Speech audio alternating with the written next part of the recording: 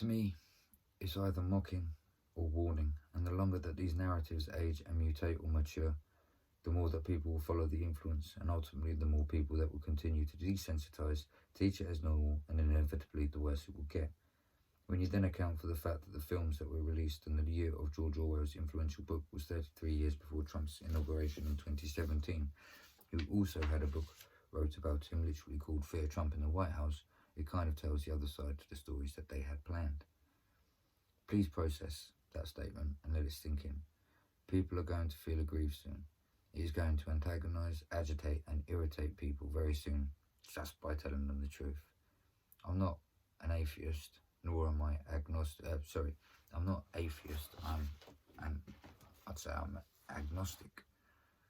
I feel it is impossible to know whether God exists or not, but as I cannot prove or disprove either way, I am open to the possibility and accept the subconscious belief as possible. But that is what it is, a belief, an acceptance of something with little to no proof. Just like this novel COVID-19 virus, which is based around pre-existing coronaviruses and things very similar to what we already know, which again makes novel, meaning new or unheard of or virgin, even more unlikely due to the obvious fact that we know coronaviruses were the cold family. The book, the Bible, doesn't suggest a real God, as I made reference to earlier. A being, it doesn't. It promotes the belief in one, so as to potentially aid your choices and decisions to remain moral. From my opinion, it passes down other people's lessons and moral dilemmas in order for us to not make the same mistakes. It gives us their life lessons.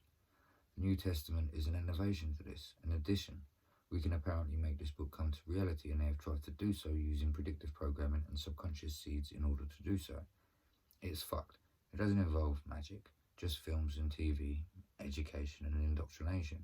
We have already seen and read what happens in the books and movies, so we will end up inevitably creating it with our own behaviours as time goes on. Revelations, in other words. The new Rockefeller, Bill Gates, the Baron of the Information Age, wants people to think that he is Edison when he is really Rockefeller. If he were Edison, he would be less dangerous, is a line from the opening credits of a 3-part series available on Netflix titled Inside Bill's Brain, Decoding Bill Gates.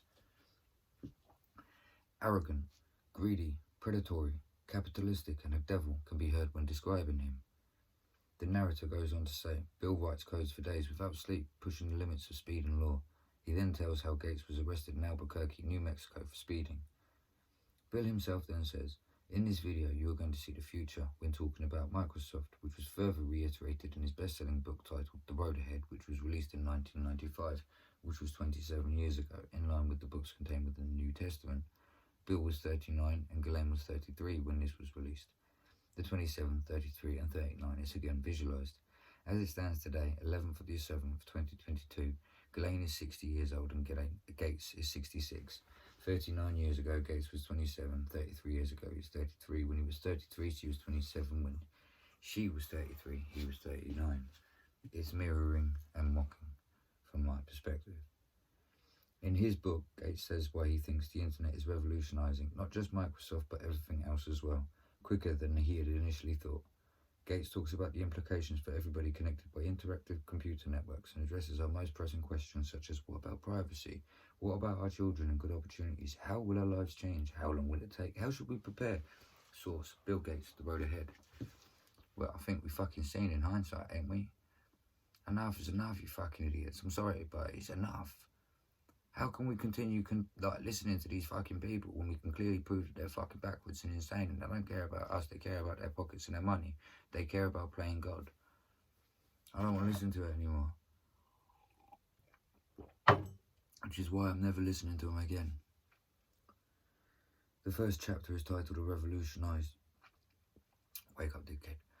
The first chapter is titled A Revolution Begins before heading into the beginning of the Age of Information. Further chapters then include lessons from the computer industry, appliances and applications, and from internet to highway. The content revolution is next. Business on the internet soon after. It includes a bit of friction-free capitalism. Education is then called the best investment before being plugged in at home, eventually finishing up with the internet gold rush, critical issues, and an after word. In John Maxwell's book, conveniently titled The Power of Influence, which apparently provides you with the power to think bigger and bolder thoughts, live with healthier and more positive attitudes, and influence the lives of others for the better.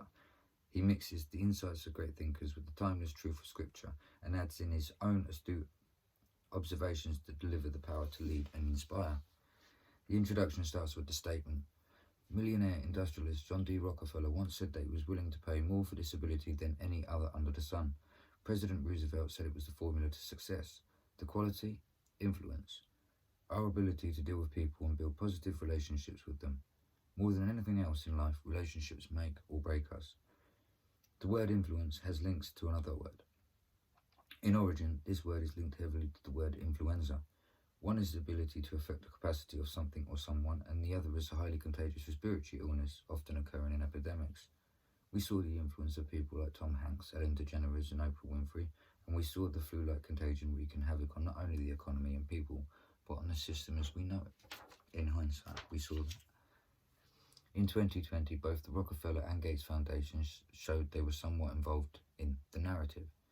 Operation Lockstep was dismissed as a debunked conspiracy, as there was no playbook, just a document which had been produced, and Gates with their miracle vaccine, and fear spreading. Bill Gates' worst fear by his own admission is that his brain stops working. He also compares his brain to a CPU. Bill states you have to pick a pretty finite number of things for your mind to tell your mind to work on. He also says you have to decide what should you care about. I personally think his brain stopped working ages ago in certain areas, thus allowing us to see certain areas. He is apparently on time at the minute and does his best thinking when walking, whilst his ex-wife Melinda tells us he paces to organise his brain. I related for a long time with this, and I could not sit still. I was always I was walking 100 miles an hour. I couldn't fucking slow down. My mind was running fucking 100 miles an hour. I even said to the therapist, because like some fucking codes going through my fucking head. I'm trying to work out these fucking codes. I don't know. I don't fucking know. Now I do.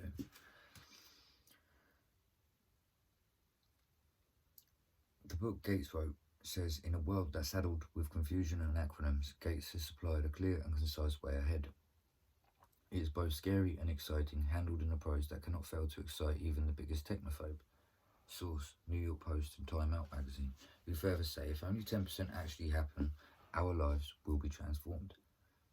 I think the CEPI, Brexit, MAGA and COVID, acronyms, confusions. The CEPI is the Coalition for Epidemic Preparedness Innovations, a global group which was tasked with more quickly developing vaccines against infectious diseases worldwide, was launched January 8, 2017 by a coalition of governments and the Bill and Melinda Gates Foundation, initially funded with investment of $460 million from Germany, Japan, Norway, the Wellcome Trust, as well as the foundation. The aim was to develop vaccines against known infectious disease threats that could be deployed quickly to contain outbreaks before they become global health emergencies. This was taken from a statement at the World Economic Forum in Davos, Switzerland. In 2020, together with research charity Wellcome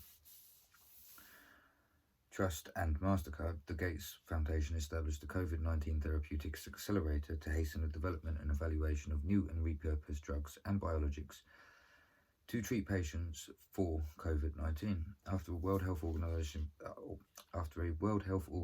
plea for extra funding, they further pledged US $150 million on top of the $100 million they had already donated. AstraZeneca is also funded by the foundation. Gates can also be connected to China by his own admission. Since opening Chinese office in 2007, we have supported China in addressing major domestic health and development challenges, working with Chinese partners to help the country become a stronger health and development partner for the rest of the developing world. We support China in advancing healthcare innovation and systems reform. This was taken off Gavi.org and GatesFoundation.org. A few things just quickly before I carry on with the theory. He influences and funds the World Health Organization, the CDC Foundation, Johns Hopkins University, the Purbright Institute, Wuhan University, Oxford University Press, the Clinton Health Access Initiative Institute, CREA, Save the Children UK, Harvard, World Vision, UN World Food Programs, Rockefeller Philanthropy Advisors Incorporated, Population Council Incorporated, American Institutes for Research in Behavioral Science, ID Insight, UNICEF, Microsoft, about 20 bloody universities, if not more, 30, 40, 50 universities. The Gavi Alliance, obviously the World Health Organization, the Programs for Appropriate Tech in Health, the US Fund for UNICEF, UNICEF Headquarters, the World Health Organization Nigeria Office, United Nations, Forum,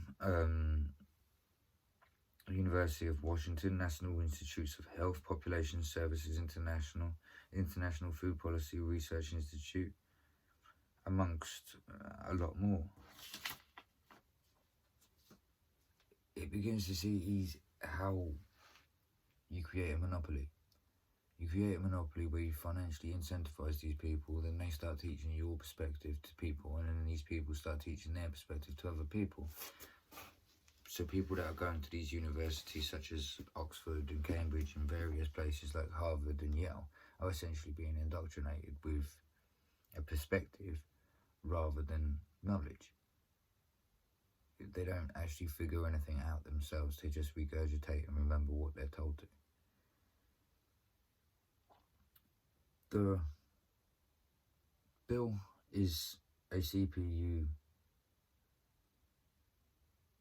programmer who codes, innovates things, and has compared his brain to a CPU. The CPU has systems, programs, and viruses. We currently see new programs, viruses, and updated and innovated systems, with him steering us through the government. The £50 note was innovated in 21, the year Gates turned 66. It contains a mocking message, in my opinion, worth reading anyway, as is the new £10 note.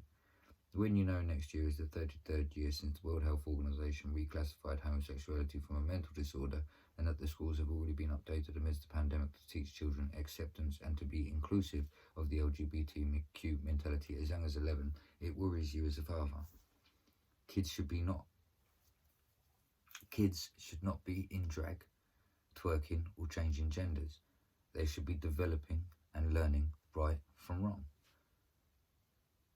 That's fair to say. I don't begrudge what an adult does in their own life, but the moment you start teaching kids your fucking views, especially of a sexual fucking nature, is the moment we've got an issue. And you made it an issue by demanding to go into my girls' changing rooms or go into their toilets and fight in their categories and fight in their class. Not happening, I'm sorry.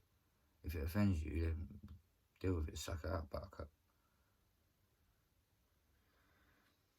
They should be learning right from wrong, not groomed to accept lies and indoctrinated with sets of sexual beliefs.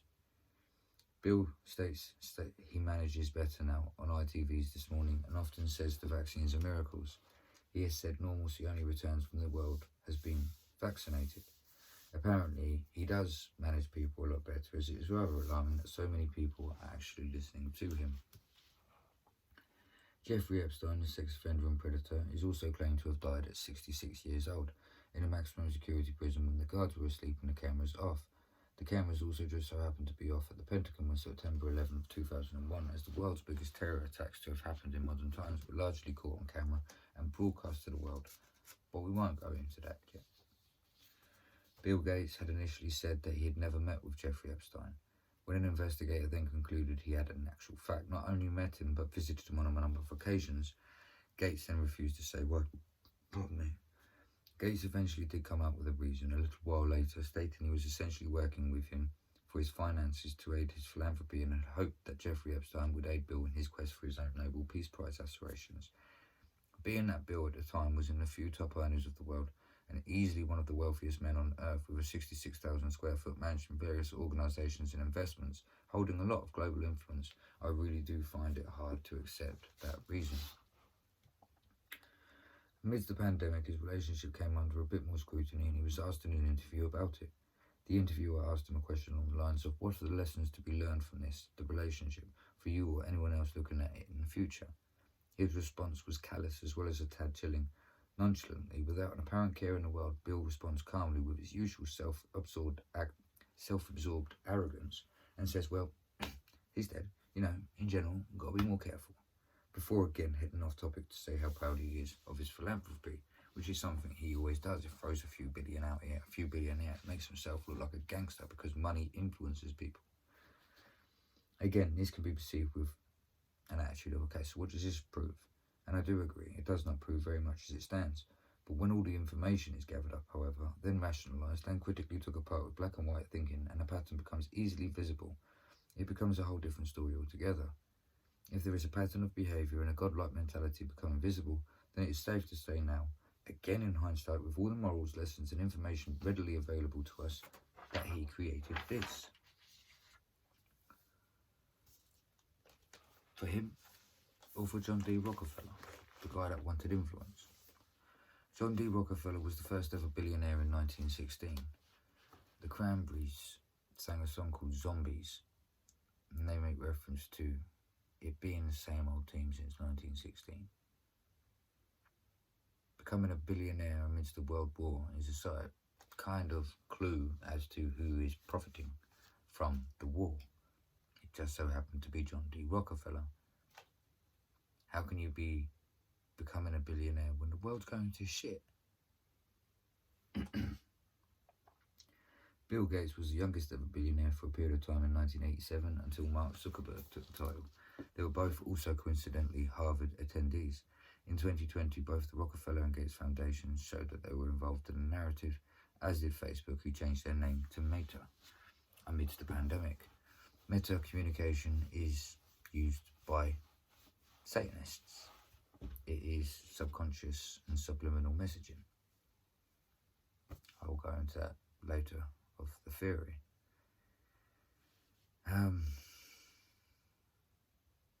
Bill, whilst presenting as a normal but stereotypically weird computer programmer, is leading us to a hellish existence, and it appears to me that the world and the current reality presented to us is him literally mirroring what we learnt ourselves as kids alongside mocking the story of Jesus. Mary Maxwell Gates was the name of Bill Gates' mum. Ghislaine Maxwell was Jeffrey Epstein's mistress. Ghislaine's birthday is Christmas Day. We are taught in the Western world that Mary was also the name of mother of Jesus, and Jesus' birthday is coincidentally celebrated on Christmas Day. And right now we see Ghislaine Maxwell and Bill Gates at the forefront of quite a few conversations, especially in America. The term planting the seed does not solely mean putting something in the ground and watching it grow. It can also mean placing a thought within somebody's mind and watching it manifest into reality. Welcome to Revelations. Throughout this innovative book, I'm going to try and open up your eyes to the very likely possibility that govern literally means to steer and to guide or to control, and that the politicians and sage advisors are attempting to use a fear and belief in COVID-19 and all people's beliefs around a revolution that will not be televised against them, using things that they have seen on the internet and TV to provoke a reaction and thus justify future harsh and oppressive rules and law under a guise of in the public's interest and in order to crown a harmful and corrupting influence, allowing science to dictate. In any conspiracy, there has to be a way of means, a motive and an intent behind it.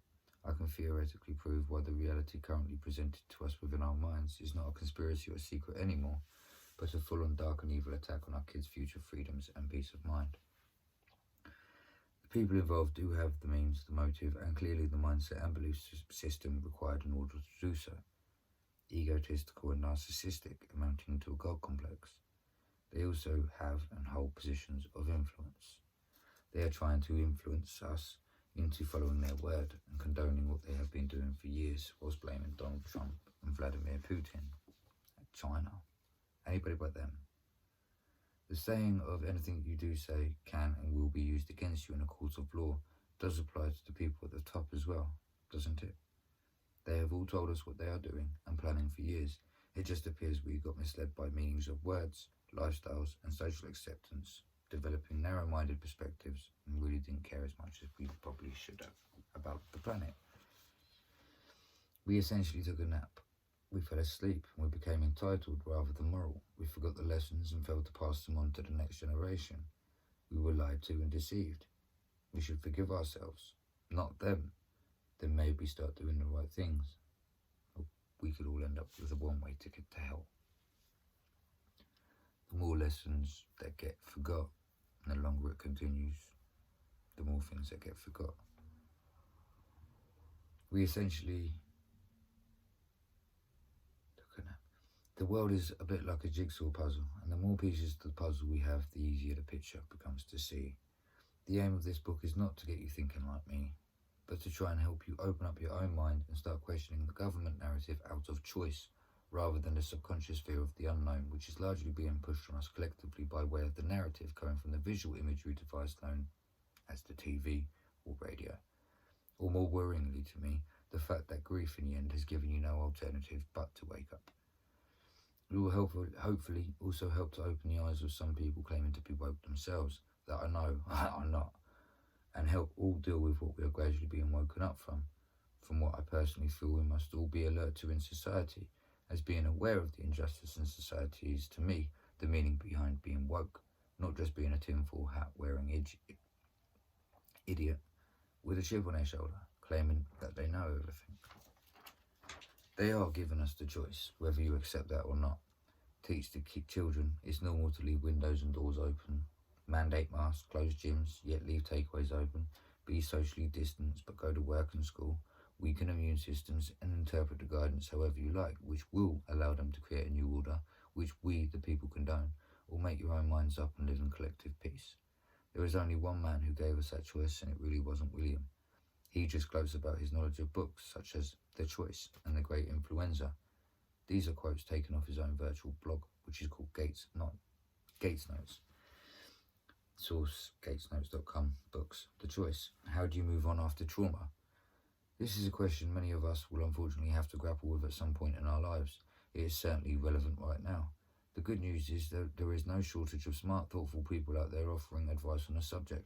I recently read a book by Dr. Edith Eva Eger that I think is particularly useful. The Choice is partly a memoir and partly a guide to processing trauma. Melinda recommended that I read it, and I am glad she did. What makes the book exceptional is Edith's life story. She is an Auschwitz survivor and a professional therapist. That combination gives her fantastic insight into how many people heal. This, to me, is a complete piss take when you add in he says this about this one, which is again on gatesnotes.com, The Great Influenza. The Last Pandemic. This book taught me a lot about the Spanish flu. John M. Barry's 2004 book, The Great Influenza, has never been more relevant. In 1918, America's political leaders sugarcoated bad news to avoid panicking the public. The opposite can be said now, in my opinion. He goes on to say, my dad's mum, Lillian Gates, was lucky to have survived the 1918 influenza pandemic. Unlike COVID-19, which is hitting older people the hardest, the influenza pandemic caused the highest mortality among people in their 20s. The most vulnerable of all people were pregnant women.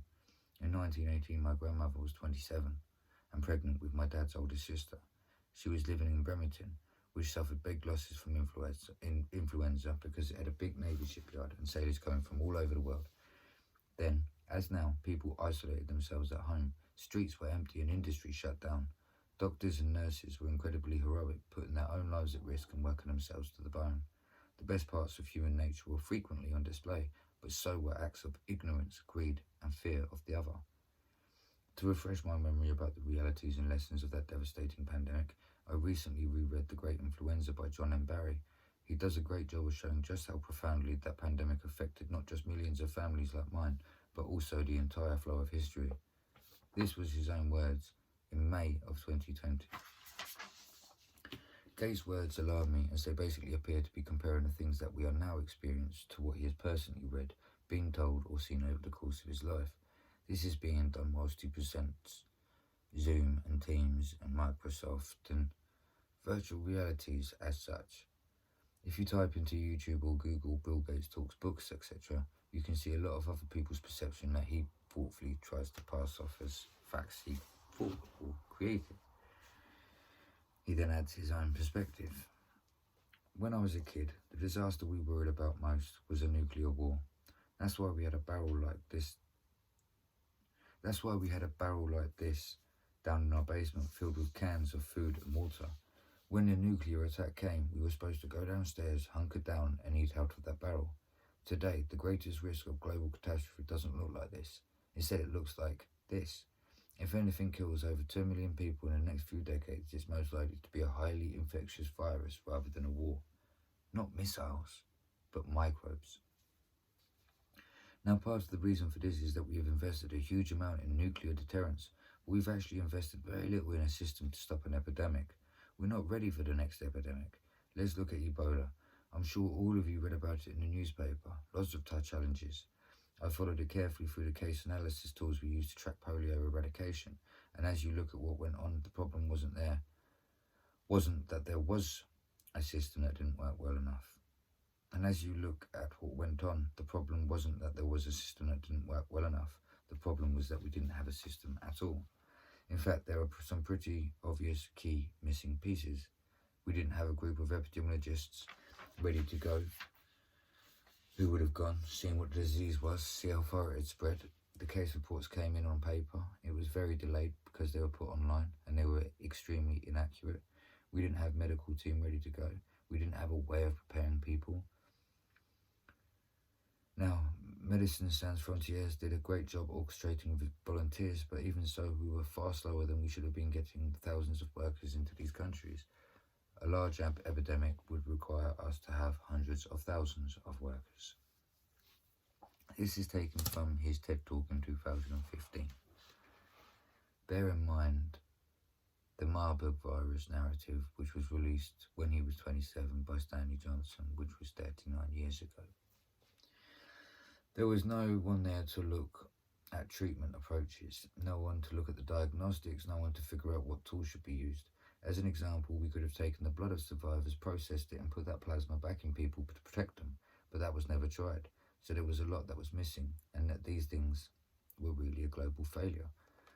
The World Health Organization is funded to monitor epidemics, but not to do these things that I talked about. Now, in the movies, it's quite different.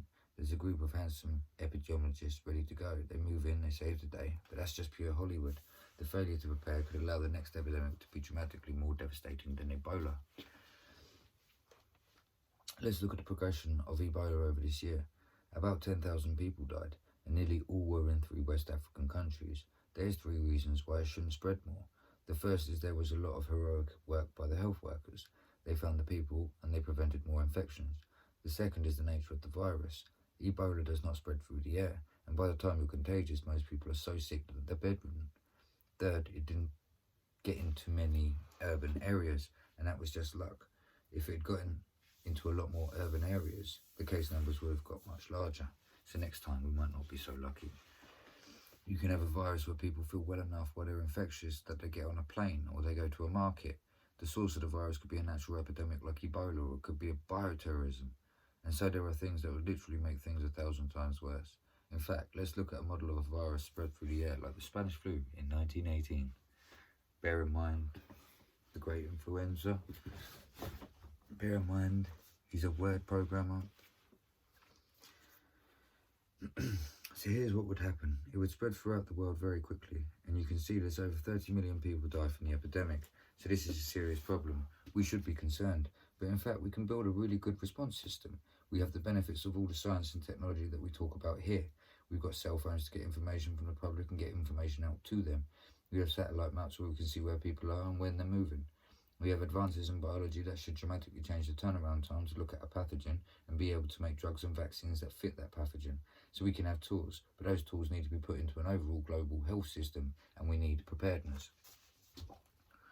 Novus Ordo Seclorum. This is the new world order that Bill Gates has created.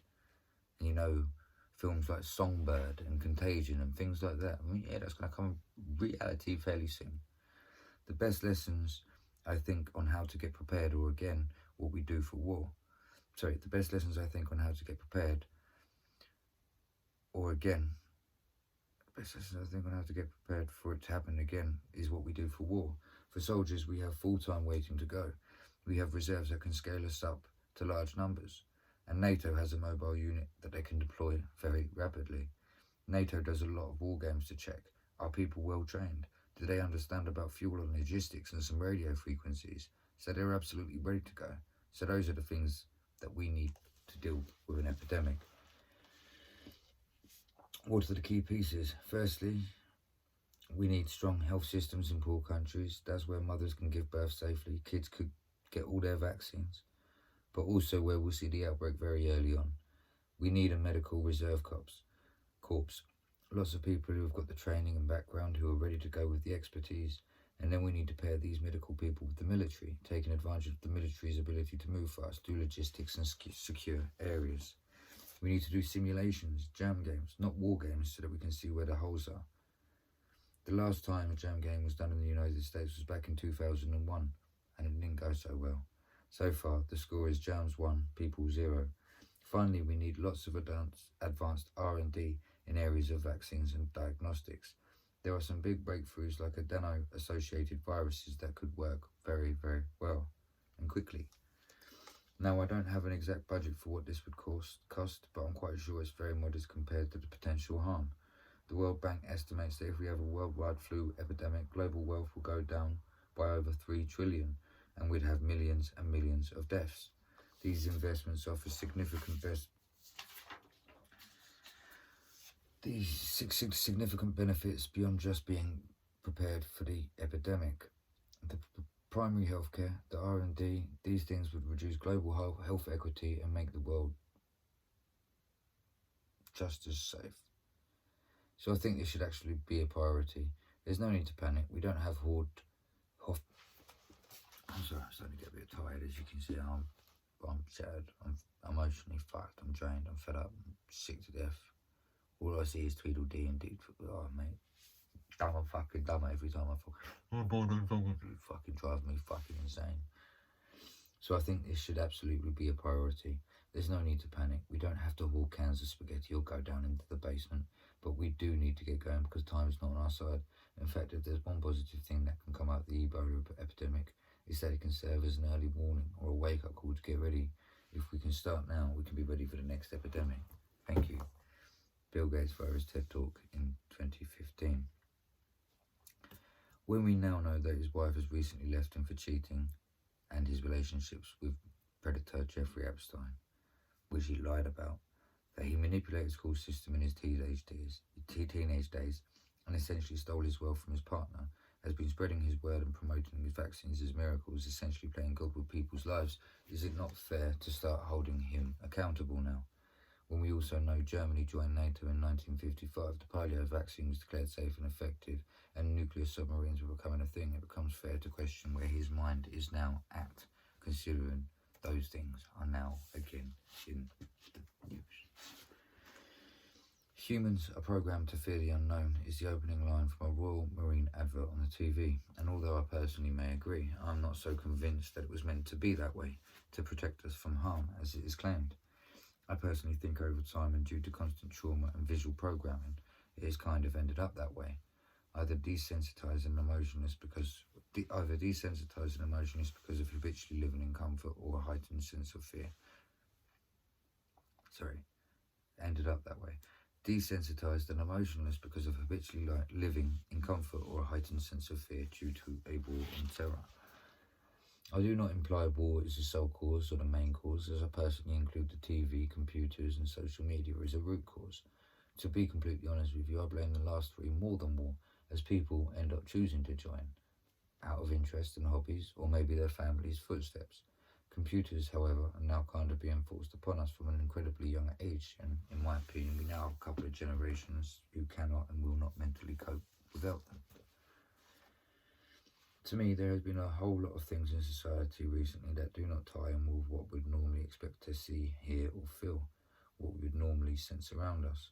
And yes, although this is largely down to this novel coronavirus confusing people, I honestly feel it is down to the fact that words are being said by trusted public influences within society that we grew up with in an attempt to get people to accept the word and with less questioning.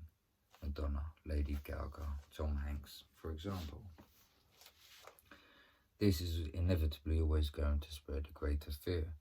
These people have to me basically given us a false sense of security purely as they have been known to us as celebrities or friendly faces, and we now think we know them. People kind of want to be like them. They want to meet them. Some people even attempt to be them. These people do not appear to be that bothered with too much in life and rarely seem emotionally affected by the real world around them. They largely seem carefree, and I guess we as humans began to trust them and follow their trends, despite the fact we were warned of false idols in the book that I raised awareness of earlier. The blue ticks and celebrities were pushing their views or thoughts of COVID-19, which was predominantly based around hearsay, hysteria, and propaganda, which ultimately allowed the mental fear, confusion, uncertainty, and Chinese whispers to spread like wildfire. Over the last year or two, predominantly on the TV and radio, but now also on billboards around local towns and even on council vehicles and service vehicles, emotional slogans have consistently been pushed on us by these influential people, which do, have, and will continue to influence us mentally and be stored in the minds of the masses the longer this narrative continues. This will primarily be subconscious thoughts until eventually, no doubt, being accepted somewhat more consciously into society, basically as a new normal that the politicians say we have to adjust to. This is also shown by pride rainbows on police cars in support of the LGBTQ movement. These laws are and were, from my observations, only being followed by people out of a fear of this unknown virus that has rose up out of nowhere called novel COVID-19. I cannot help but feel personally this has been released in the hope of creating a new normal, a new order, or the new world order that we have in actual fact been warned about for years. The people did not want to harm other people, so they complied blindly until a new world was formed around them. Order ab chao, or order out of chaos, was a Latin saying once associated to the secret group or society of Freemasons. Albert Pike, as I mentioned earlier, was an influential Freemason who studied at Harvard University, as did William Henry Gates and Mark Zuckerberg. Bill, however, was the only one who decided to leave in 1975 to concentrate on his and Paul Allen's vision of Microsoft. Derren Brown, who is a man widely known as a famous magician, has recently had a program on UK TV's Channel 4, which appeared on screens in middle to late 2020. It was called 20 Years of Mind Control. In this program, he tells us, from my point of view anyway, whether or not intentional is also debatable, but about the power of the word influence, as did John Maxwell, almost subliminally, by the title of one of his many influential books that he has wrote over the course of his life, which was quite simply named The Power of Influence, as I referred to earlier. Influencing someone can be done by the writing of a singular word contained within a mainstream newspaper, or by the vocal planting of a homophone or analogy, moments if not hours before the actual event takes place. It is basically seeds being planted to. Again, I made reference to that earlier. It is essentially the ability to have an effect on the capacity of someone. He showed us this by talking his way through his act. Again, that's on channel4.com/programs/Darren Brown 20 Years Smart. In the year of 2000, 20 years ago, as per the title of the program, 4 other significant events also happened, which were admittedly in part covered by the Millennium Celebration. They were all very influential within the minds of many people within society. The celebrations being one of them. Another was a claimed rigged or mail-in election with Bush, similar to what we see with Donald Trump in America right now. And the third was the Bill and Melinda Gates Foundation being established after a substantial donation was made for them to do so. The fourth one was a certain president we see today taking office for the first time, and that person was Russia's Vladimir Putin. The very next year, in 2001, the War on Terror was then mentally justified as the visual images were broadcast around the world. The War on Terror can be defined as the war on extreme fear or emotion, as terror is literally the extreme feeling of fear which stems from the emotion of being scared. This means emotions are very much in play, regardless of whether or not you, as an able-minded person, tell me, as a sufferer for many years, that I am wrong. Emotions are also needed and used in the process of brainwashing, but this really seems to be information that is either unknown to the vast majority of people, or they're simply turning a blind eye and they don't care. This is also shown by the co and the id in COVID-19. I will try to explain as we go on. Gates has said on a number of occasions that there will be a pandemic and that we're not prepared. His TED Talks are something that can be seen by all. To me, this is subconsciously influencing, not predicting, as the corrupted media claim. The fact Fauci and Obama also predicted it and are both massively anti-Trump in the 10 years run up to the election says it all, really. Obviously, Fauci wasn't anti-Trump, but we all know he is.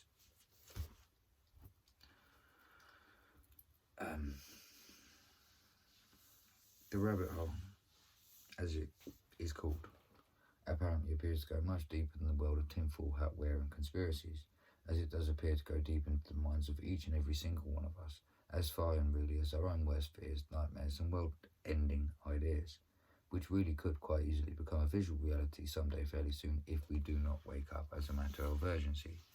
We are forcing kids into masks when there was hashtag Save the Children about Obamagate and Pizzagate. Harvard and Gates were also trying to block the sun with calcium carbonate and trying to make us backwards in our behaviours under the pretence of global warming. This is somewhat shown by the desire for synthetic beef to also become a thing. The coronavirus, as well as the vaccine, sat waiting to be injected into us, to be fair, are both clearly, as it stands, choices available but not forced upon us that we can choose to take or refuse to accept and believe in. It also very much appears that coronavirus is novel by definition and not new by interpretation. It looks to me, though, the masses, however, are choosing to give up their freedoms by again simply choosing to accept the belief of COVID into their mindsets out of a subconscious fear. After months of brainwashing and emotional messages in defence, if the masses accept it and adopt it into their lives, whilst the elitists continue to innovate society around them, a new normal will no doubt emerge out of the shadows. This freedom's relinquished total control will inevitably happen the longer that we continue to believe in the power of something that we cannot see and are presuming exists, which has not even been isolated as a singular virus and continues to adopt to the words of the government sage advisors as and when needed. This new normal involves a lot of sickness, death and poverty, hunger and illness, it seems, both physical and mental. There is a massive difference between knowing something and being told something. A lot of things are just told and accepted uncritically and unquestioned within modern day society. And as there is a fine line between indoctrination and education, but a massive difference between a belief and a fact, I choose to ignore Chinese whispers until I experience it or witness it for myself. This plan is all appearing to be done out of our own individual choices and interpretations of what is meant, almost all subconsciously using a fear of fines, death and or confrontation to gain consent and conformity, whilst it is also apparently set up in a way that ultimately the political conformists will be the ones who suffer, deceived by Satan. It clearly shows who is in fear of a virus, a political conformist, immoral in beliefs, and who did not learn their lessons. It shows who feels entitled or who was deceived. It shows who would do what they are told for a bit of money and who failed to pass the principles of right and wrong to their children and who just doesn't care about the next generation. This looks very much likely to be the elitist chosen method of the next Holocaust, a culling of sorts, as bad as that sounds. And if you look at the death comparisons, 6 million Jews and 6 million people now, it's beginning to look like the Hunger Games and other influential words, films and songs was their chosen method of triggering disorder. I guess it could have been worse. We could have been given things like The Purge. But maybe that's still to come. Again, as bad as this sounds, but in as basic words for people to understand, the plan to take freedoms and gain control of us also looks to be set up in such a way that whether we live or die or do not walk or talk again, these people in influential positions will still profit and more than likely not get blamed, mainly because we chose as individuals to do what they asked. No one has physically made anyone do anything. People have chosen to wear masks, people have chosen to have tests and even rang themselves to book the vaccine, solely because they said you should, not have to. They accepted the guidance and they took any number of vaccines. They also administered them to others who have since got ill, passed away, or developed various conditions which are not being attributed to the one thing that they should be. The saying, "I do not consent," is something we should have all learned, or should be learning, by now. These politicians and influencers are appearing to mislead the general public using Latin, Roman, and Greek translations and origins to make it seem more unknown and give them the appearance of possessing knowledge over us. This enables them to hold influence, and essentially we begin to accept what they say instantly. Corona has a meaning of crown, and I will try to explain virus as I continue to write this. The crown literally goes on our head and is given to the leader of the land. Thoughts are also formed within heads, within our minds and our brains. The leader during the last novel just so happened to be the Queen of England, Elizabeth. Members of her family included Philip, Charles and Andrew, who all appear to have quite checkered pasts and have been very influential within minds of many for years. They also, more alarmingly though, have a few worrying names on their friends list, with Ghislaine Maxwell and Jeffrey Epstein being two, and Jimmy, the BBC and CBS covered up nonce, Savile being another. When you then think about back to Pizzagate and Jim will fit it, we should worry everyone, as Keir Starmer has been sworn in, no doubt, to succeed Boris at some point.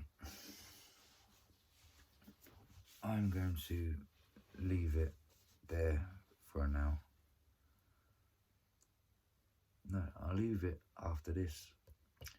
We were all told about a virus by people that we don't know or have an interest in January of 2020, which just so happens to be something that we cannot see, but they seem to know an awful lot about, which is stuck in our minds, dictated our thinking and manipulated our emotions. It's made us feel like we have to do what they tell us to do. You didn't choose to do that out of choice. You were coerced into doing that, which by definition makes our government the terrorists. And the fact that they're proud about it is the scary thing. Anti is a prefix meaning against or opposed to, as shown by your insult of anti-vax on the clock face, anti-clockwise. Yet the prefix anti in the word antibodies is apparently an exception to this rule. A conspiracy is a secret plan to do or cause harm that is talked about in private by two or more people, and a theorist is a person that is concerned about the theoretical aspect of a situation that they have been presented with. Anti-clockwise. Anti-vaccine. I'm against or oppose it. Now I'm watching people trigger their antibodies and get ill.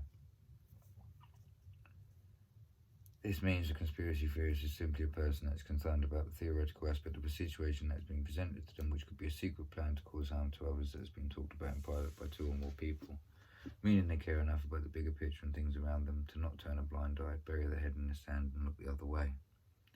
They care enough to form an alternative viewpoint using not only the information presented to them, but the information that is freely available to all, and they care enough about others to not let them be misled by bad influence. I'm going to leave it there because I'll make another video should people be interested in my perspective. Thanks for your time if you watched it.